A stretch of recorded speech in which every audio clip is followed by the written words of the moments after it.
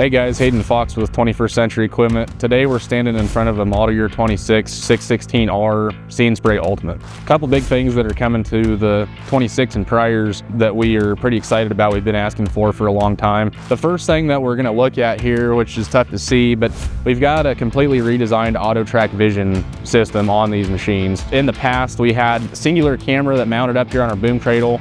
With the new AutoTrac Vision 2.0, we've got one camera looking backwards down on our belly pan, and then we've got two cameras looking forward up on top of our roof. So with this new system, we're able to run AutoTrac Vision at a higher speed, in sharper curves, and on steeper slopes. Here's what AutoTrac Vision 2.0 looks like. So I mentioned we've got two cameras on our roof cap pointing forward, as you can see here. I've got another camera down on my belly pan looking backwards. So basically I'm comparing where I'm at in the row going forward versus where I'm at in the row as it sees behind us.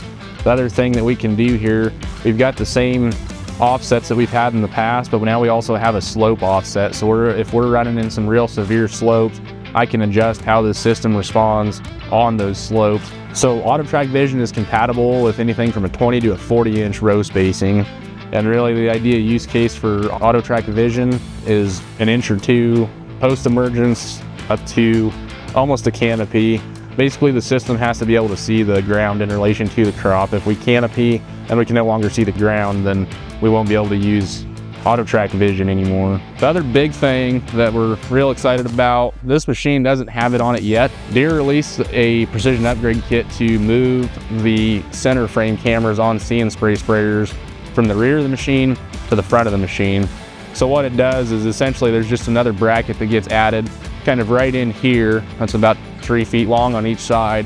We're moving all those cameras up to the front of the sprayer, so we're eliminating a lot of that fallback that we've been used to from dust behind the tires. The last exciting thing that we are able to get in these machines is what Deere is calling SmartView. So if you're folded up and headed down the road in one of these See & Spray Ultimates, there's a lot going on the boom.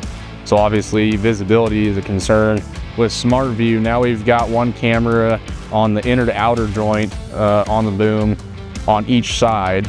Those cameras feed into a pair of monitors in the headliners now. So if I'm pulling out on a highway, say out of a tree row, and I can't see if anybody's coming, I can nose out far enough the cameras can see, and I can look for oncoming traffic via those cameras rather than risking getting completely out on the highway and causing an accident. So this is actually SmartView itself. So along with our traditional command center, our extended monitor, now I've got two G5E displays up in my headliners. These two cameras, I've got one left and one right. They're pointing kind of outwards at an angle so I can see if there's oncoming traffic from either direction. So I mentioned we're using G5Es for our SmartView system in this sprayer. We use G5Es for our cart side display on our C-Series air carts. When we're talking G5Es, basically all they are is a monitor. So they're an implement viewer essentially. They don't have any brains to them, more or less. They're just another screen to project something on. The other place we're seeing them as a monitor for our round balers. Rather than the old bale track monitors, we can now get a G5E display to run our round balers as well. There's a lot of buzz out there about Gen 2 See & Spray. So what is Gen 2 See & Spray? What does that actually mean? So the idea behind Gen 2 See & Spray is to simplify terms when we're talking See & Spray. In the past, we've had See & Spray Select, See & Spray Premium, and See & Spray Ultimate. What Gen 2 is a system that combines features from all three of those systems into one. So now the only thing we have to think about is either See & Spray Gen 2 dual tank or single tank. So a dual tank would replace an Ultimate, single tank would replace a Premium. Along with just some renaming, there are quite a few exciting features that are coming to the model year 27 See & Spray machines. The biggest of one for our area in particular is the ability to See & Spray sugar beets. We can also See & Spray wheat now. Obviously those are two of our biggest crops and areas of our AOR, so I believe that'll catch on quick. A couple other pretty cool things that are coming on a 400 series sprayer, so 410, 412. When we order 27, we can now get a 4-wheel steer sprayer. So as you're trying to match rows and headlands, we have a lot better maneuverability with these than we've had in the past. Deere completely redesigned basically electrical architecture of the model year 27s. What that does is it cleans up a lot of wiring around the machine in general. If you've been around See & Spray in the past, traditionally on the premiums we've had 6 VPUs or vision processing units. On the Ultimates we had 10. See & Spray Gen 2 will have a total of 3. So They've streamlined and cleaned up. They redesigned the electrical architecture due to the increased volume of data that we're trying to process through these machines. The last thing that is new for 27 is the ability to variable rate on the fly. So rather than loading a traditional prescription in, the cameras now will actually look at biomass as we're driving through the field, and they'll adjust rate based on the amount of biomass that they're seeing. So for things like desiccation and defoliation, that'll be a real nice feature to have.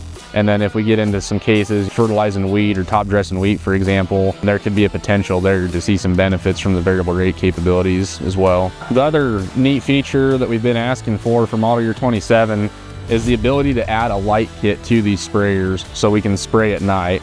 Right now, if we do add a light kit or order a machine with a light kit, it's only approved to see and spray fallow at night. The reason behind that is want to eliminate any chance there is for occlusion. In other words, we want to almost guarantee that we're not going to miss a weed as we're running through the field. So it's really just a safety precaution at this time. But again, can add lights and run lights, see and spraying fallow at night as well. Traditionally, that was a feature only available on See and Spray Select, but again, that'll be what I'll call standard equipment for model year 27.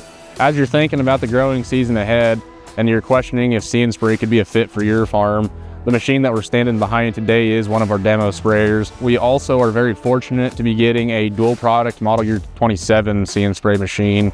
There's only about 8 of those rigs out across the country. So if you're curious to see how that machine operates in sugar beets, wheat, some of the new crops that we have, if you're interested in checking out the 4-wheel steer or the variable rate, please get a hold of your local salesman and we can get a demo lined up and bring it out and actually run it on your farms.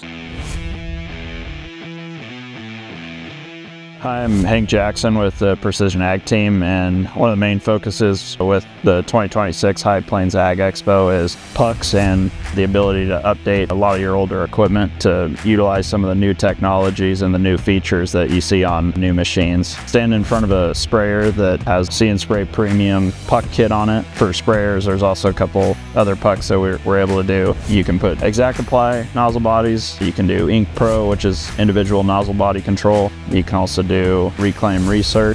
So talking about a couple of those different PUKs, obviously the See and Spray, it's able to detect weeds versus crop.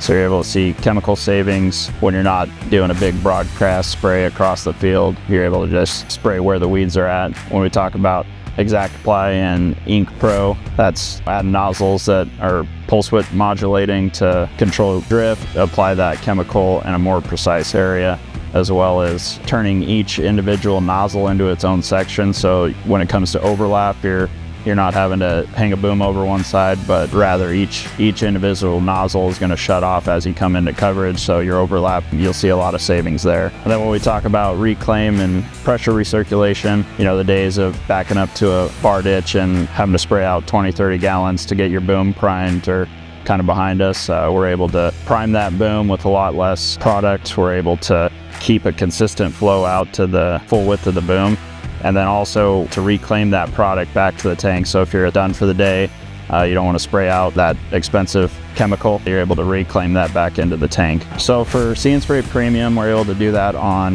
2018 and newer machines that have Exact Apply on it. For Ink Pro, being able to put individual nozzle body control on sprayers, we can go back to 2008 to 2014 on the 4730 and 4830 sprayers. Then we're also able to go back to 2014 on your R Series 40 Series sprayers. So a lot of different options. We're able to backdate to older machines and update them again to get the most out of that iron. I'm Trent Ferninger. I'm a product specialist with 21st Century Equipment, primarily focused on sprayers. So spent a lot of time in the field with See and Spray sprayers working and also setting them up and helping guys when they have problems. So today we're standing in front of a See and Spray Premium machine. So this is a R4045, came from the factory with Exact Apply that we've pucked and put See and Spray Premium on. That is a single tank See and Spray system that's able to do green on green spraying. So this year our customers saw a average of about 44.5% savings across all crops. So you break that out, we saw about 46% in fallow, about 44% in corn, and about 42% in the few soybean acres that we did have. So a little bit of theory of operation on a See and Spray machine. So we got 36 cameras mounted across a 120-foot boom. 8 of those cameras on this outside go to a VPU that is mounted here. The next 8 go to a VPU on the center frame. And then there's a center frame VPU that runs those 4 cameras. So like I mentioned before, this is a See and Spray premium machine. So we are doing green on green spraying in crop, again, mostly in corn with these machines. The way this works is these cameras have a AI model built into them, and they can basically detect corn from anything that's not corn, or soybeans or cotton. It knows what a corn plant looks like in every situation, every different environment. It's got a model to know what corn looks like, and then it sprays anything that's not corn. Depending on what sensitivities you have set up on this, it'll detect anything from about the size of your fingernail is about how small they can go down to. At 15 to this year, we'll be able to do 16 miles an hour. So very quick, very on the fly decision making made by these cameras and VPUs. So I mentioned we've got 4 VPUs mounted on the center frame back here. So we got one for the inner right side, one for the inner left side, and we also have this one in the bottom right. We can kind of see there's no cameras plugged into that one. So that one is our lead VPU. All the other VPUs report to that one. That one is connected to an Ethernet switch, which is connected then to a controller, and that controller communicates with the displays going back and forth. So I mentioned the rear facing nozzle. So this is what I'm talking about running on the B side. This is where we can run at that 15 to 16 miles an hour on these machines. So we got a lot of different trials done with See and Spray. If you're interested in something like that, give us a holler and we can set something up with you.